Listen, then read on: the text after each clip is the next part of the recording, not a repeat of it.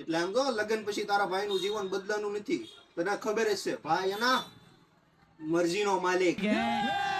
મારે જયારે ઉઠવું હોય ને સવારમાં ત્યારે જ વહેલા ઉઠવું, સવારમાં 5 વાગે. અને મારા કંટ્રોલમાં પૂરેપૂરી. મને પૂછ્યા વગર ઘરની બહાર પગ ન મેકે, ત્યાંથી મેકે. કપડા ઇસ્ત્રી થઈ જાય પછી મેકે ને. અને આમ જો મને પૂછ્યા વગર ખાવાય નો બે, ત્યાંથી બે. હું બનાવું પછી બે. અને આમ જો તારા ભાઈને ક્રિકેટ મેચ જોવાનો શોખ હતો ને, એ મેકી નથી દીધો ભાઈડાએ.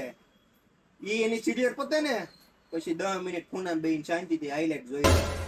અને આમ જો એવું નથી કે આ મરદના ફાડિયા એને વહુને દાબદબોમાં રાખી હોય. નાય, આજે પણ બધા નાના નાના ડિસિઝન એને લેવા દઉં છું.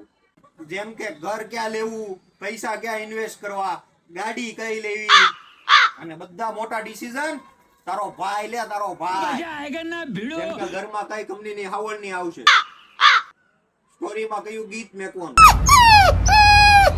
કઈ શાકભાજીની લારીમાંથી શાક લેવાનું. અને આમે જો આજે આ ભાઈડે લગ્ન પછી એના ભાઈબંધને મળવાનું બંધ નથી કરી દીધું. આજે આ ભાઈડો 2-2 કલાક માં છે એને. ની આમ જો મહિનામાં એકવાર. ની જો આ પાડે તો આમ જો મરદનું ફાડ્યું.